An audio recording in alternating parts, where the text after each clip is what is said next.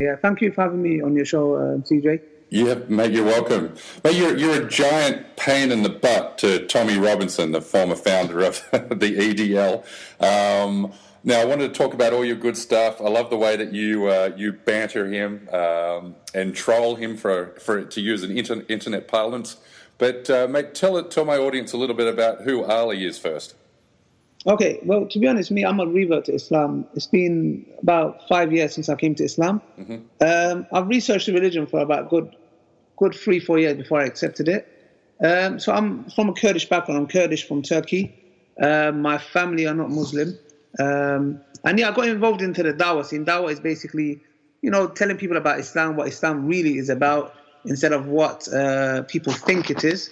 So basically, yeah, that's what it is. Just a bit. I'm 28 years old. Yeah. And whereabouts in London are you? London. Whereabouts in London? Northeast. In the northeast. Cool.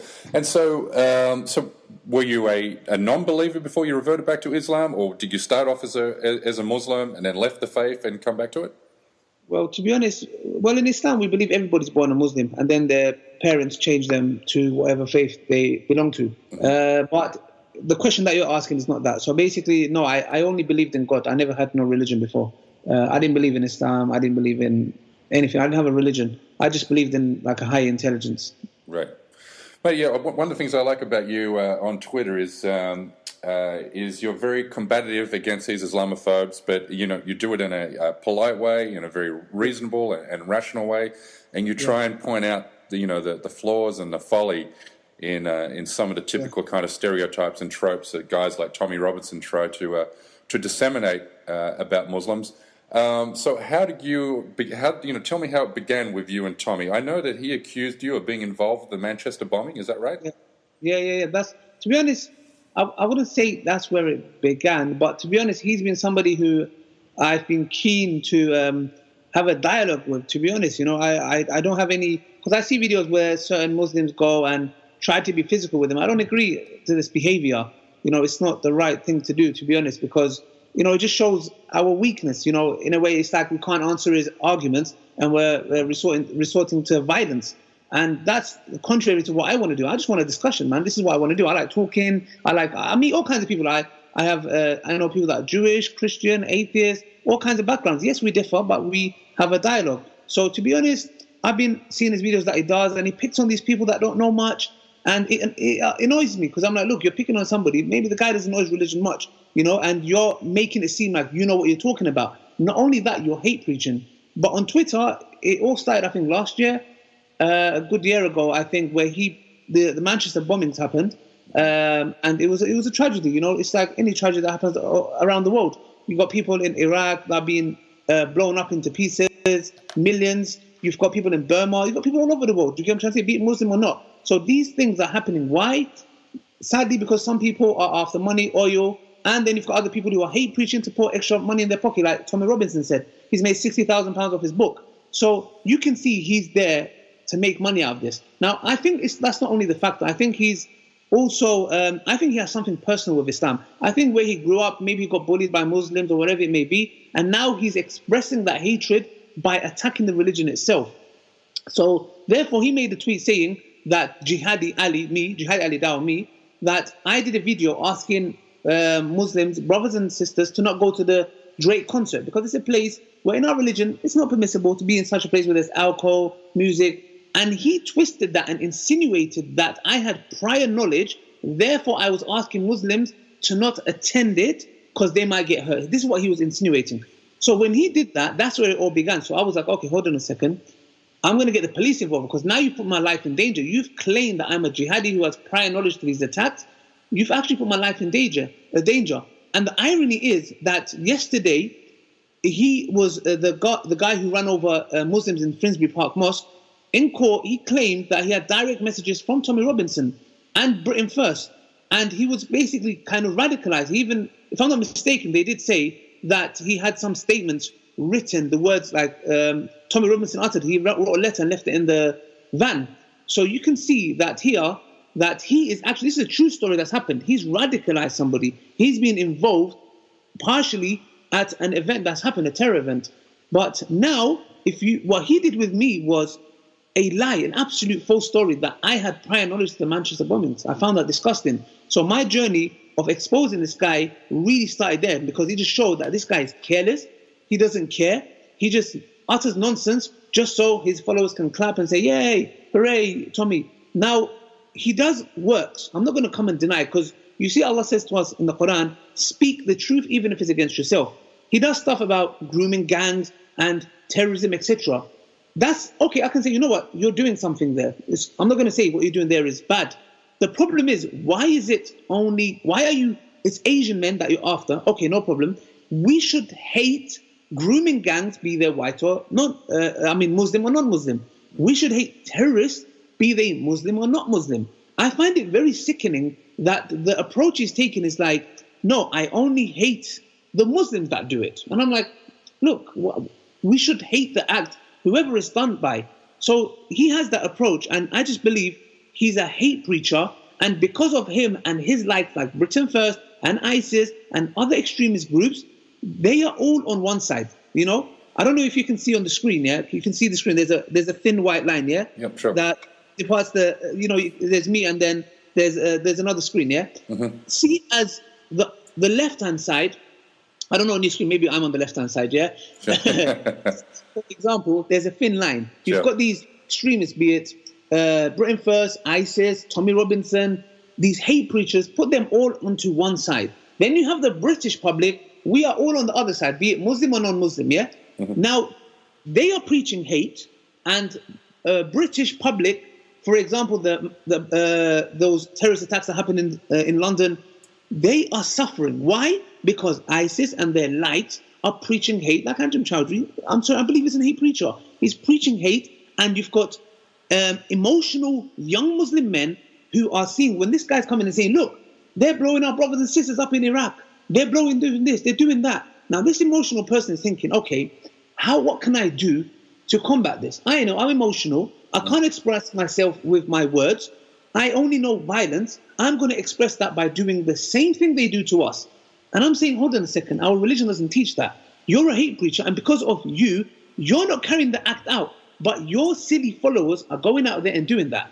Now, the same thing's happening with Tommy Robinson, Britain First. These guys are preaching hate, and who is doing the dirty work? Young and old men, like that guy, Mr. Osborne, Darren Osborne, I think, and their likes are doing the same thing and thinking, you know what? Look at these people who are running our people over, blowing up our kids. We need to do something. And then when they see Tommy Robinson on a video saying, you know, we need to take action, we need to tackle this Islamic problem. When you've got people like Katie Hopkins saying we need a final solution to this Muslim problem, what do you think is going to happen when a young white man is watching this and thinking, yes, these people are doing this. How are they expressing their feelings? They're expressing it by violence.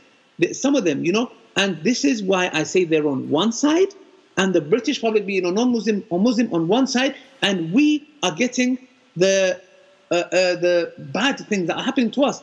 You know, we're suffering. We're the ones where we go out thinking, okay, who's going to kill me? Who's going to attack me?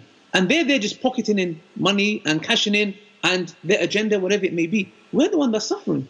Yeah, I mean, there are people like, groups like Britain First and EDL and individuals like Tommy.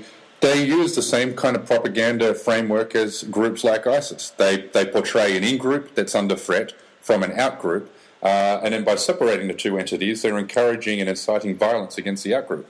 I mean, we saw Tommy Robinson, as you know well, you retweeted one of my tweets, a video of Tommy Robinson giving a subtle wink to people like Darren Osborne, to young EDL thugs on the street, to say we need to clean out the Islamic problem. Yes. I mean, when you're a 22-year-old and you're drunk in a pub and you see an Islamist, you know, I use that in inverted commas, a terrorist attack in London, and then you hear somebody like Tommy Robinson, you think, shit, I'm going to have to take matters into my own hands. And that's what Salafi jihadists similarly do, who subscribe to the ISIS ideology. Yeah. Did you say, so can you repeat that? Did you say what jihadis? I said Salafi jihadis, and I use that term loosely, because, groups like ISIS aren't Salafis. They think they are. Salafis don't encourage violence. But yeah, to be honest, I would say the creed of Salafism is basically, it's actually totally against this. Like, These people are called actually. They're called Khawarij. I don't know. Have you heard the word Khawarij? Yes, of course. So basically, what I was saying was Khawarij. If you heard my discussion with Tommy Robinson, basically you could see there that I said to him, "Do you know about Khawarij?" And he was like, "No, I don't know." And Khawarij are a certain group. They have an ideology, and this started at the time of the Prophet, peace be upon him. They're an extremist group. This group is there to cause like violence from day one. If you look at who killed the 4 rightly guided Khalifas, like for example, Umar ibn Khattab, not Umar ibn Khattab, not Abu Bakr, Uthman and Ali, and they even attempted to kill Muawiyah. These people, they are enemies of Islam. Do you get what I'm trying to say? They are enemies, greater enemies. Why? Because they look like us and they talk like us, and maybe they walk like us. Therefore, they are a greater enemy to us. Do you get what I'm trying to say? Yeah, absolutely. So this is who they are. And these are the people who are ISIS. They are known for their traits. There are certain traits about them where about them. They will take people out the fold of Islam. They will come to me and be like, you are just, West, you're like, and not a real Muslim. Do you get what I'm trying to say? Yeah. They are our enemies ourselves. Do you get what I'm trying to say? Yeah, so this is what Tommy does. He doesn't even know who Khawarij is. And I was very shocked. Which is incredible. This is a guy that's written a book on Islam, and he doesn't know a basic term, in Islamic culture. I believe it's his friend's book. When I talk to him, I say your friend's book, because I will eat my socks if this guy's written that book. Like literally, I'm ready to eat my socks if this guy's written the book. That's why he's avoiding me, because he knows he has 2 problems. Yeah, he can't structure a 140 character tweet, so let alone write a book. Exactly. All he's done is copy and pasted the whole Quran, and then added these commentaries of. He's got this weird. If you read the Quran back to front, and I'm like, where'd you get this from? And he's in big trouble, because I'm going to ask him a question. Did you write the book? If you did, you have to answer my questions. If you didn't, you've been lying that it's your book. Mm-hmm. Yeah, no doubt. So, how much have you received? I mean, his followers are quite rabid, yes. And so what have you received? Any sort of threatening notices from his followers?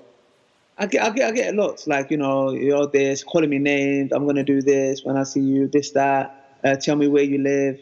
All this kind of nonsense. To be honest, they don't mean nothing to me. But I do get threats. Yeah. Right. And what about just in your day-to-day life? Offline, when in the streets of northeast London, have you noticed that the hostility towards Muslims has? Have you felt the increase in the last 12 months, the last 24 months? Yeah, of course, no, definitely. Like you hear stories, even if it's not myself, I can hear these stories that are taking place. And. No, definitely, man. There is hostility increasing. And you see, that's the reason why I'm so passionate about what I do. Because the thing is, education is, it's very key, to educate oneself. Because if you don't, what happens is, this is what happens. You're just going to get people thinking, okay, what can we resort to? Violence. So therefore, we need to educate these people and say, hold on a second, mate. You're being taken for a big ride, You're being actually taken advantage of. It's the same with the Muslims. Now, I'm not just saying it's just Tommy Robinson. Look, I'm telling you, if I knew where these Islamic hate preachers are, like it's hard. If I knew where they are, I would personally go and question them the way I do with Tommy Robinson. But most of them are locked up. Abu Halima, Anjum Chowdhury, these people are locked up. And that's what I see is just tackling and combating, because to educate people and say, look, this is what Islam really teaches. And you're not going to agree with everything. I'm not going to agree with your way of life, but you need to understand that we are not here to be like, yes, we had to take over the country and we want all the non-Muslims dead. Well, like, where'd you get this from? These are like fairy tales. Yeah, absolutely. I mean, it's incredible. I mean, I speak to, obviously, through this podcast, through my journalism, I'm close to a lot of Muslim organizations. I speak to Muslims on a daily basis. And every single Muslim I know will, strongly distance themselves from any of the rubbish ramblings that someone like Anam Chowdhury will say. So therefore, I can't understand why Islamophobes don't see that Muslims are on the same side as them in being against extremism. But unfortunately, the media and groups like EDL and people like Tommy Robinson, they portray an individual like Anam Chowdhury to be emblematic of Muslims writ large. Yeah. and ignore the voices Yeah. of someone like you. No, that's the thing. You see, what it is they both feed off each other, so it supports their narrative. Yeah. So Andrew Chowdhury or people like that might look at Tommy Robinson, Britain First, and look at this. These disbelievers, look what they're doing, look what they want, and then you'll have Britain First and Tommy Robinson be looking at Andrew Chowdhury and be like, look what they're doing. So they both feed off each other. It's just they both are like, okay, good. Like I genuinely believe this year that Tommy Robinson and Britain First and their light. I believe that when they hear of a terrorist attack, they are actually. This is disgusting. I genuinely believe this, and I'm really. I know what you're going to say, and I agree with you. I believe they are like, yes. Like, they're like, yes, this is going to help our cause. And I think this is sickening. The fact that they are cashing in on this, and the same with these Islamic extremists. They probably, when they see Iraq and Muslims being attacked left, right, and they're like, good, this helps a narrative. Yeah, when ISIS sees someone like Darren Osborne drive his van into Finsbury Park Mosque, they're celebrating it. They love it. Because it reinforces the narrative that that Muslims aren't welcome in the West. Exactly. There you go. And then that's why these young Muslims, for example, some of them, they get radicalized. They're thinking, they see these emotional things and they show them pictures. Look what's happening to our brothers and sisters. Like, I see this. I get upset when I see, like, be it kids in Manchester being, blown up into pieces, be in Iraq, wherever it is. It's sad. It's sickening. But then again, it's just like, these people just using that to their advantage is even more sickening. Do you think are you optimistic or hopeful that one day he'll accept your request to debate him? Well, to be honest, like I'll put it like this: he doesn't have a thing of, like, with me. It's just like I don't give him a thing of, okay, please accept it. Look, I'm gonna find Tommy Robinson one way or another. I'm just saying, just make it my life a little bit easier. That's what I'm saying. To be honest, I'm just it's gonna happen. It's not even like, okay, meet me, please. It's not that. It's just like, okay, I'm going to find you eventually, and I'm going to ask you these questions. I'm going to ask you. Just save yourself embarrassment. At least your fellows say, you know what? He was man enough to have a discussion, which he's not. So it's a lose-lose situation to him. To me, it's a win-win situation. When he says no, I'm like, there you go. You're a liar. You're a coward. And eventually, when I find you, it's another win situation for me.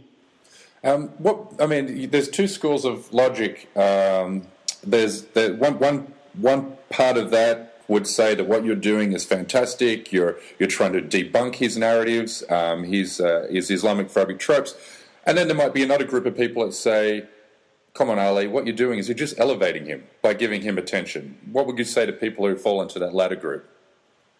Yeah, to be honest, like, let me put it like this: Tommy Robinson is someone who's been invited to many,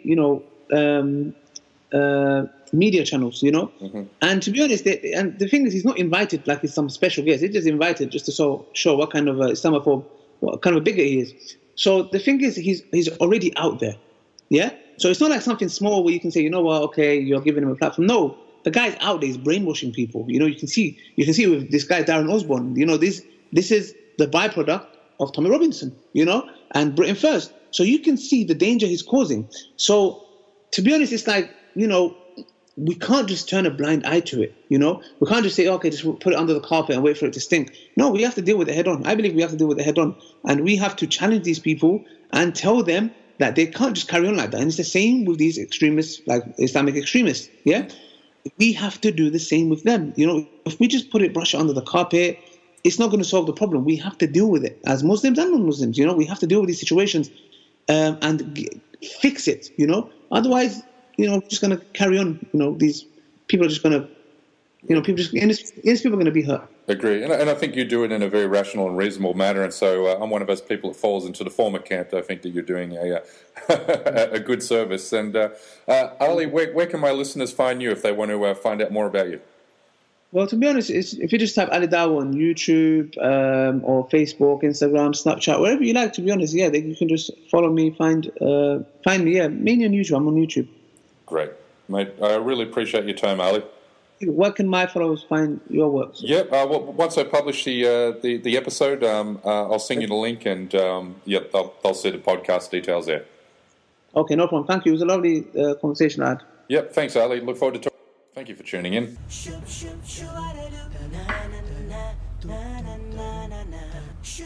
Hey, give me one. Thanks, Ali. subscribe. Woohoo!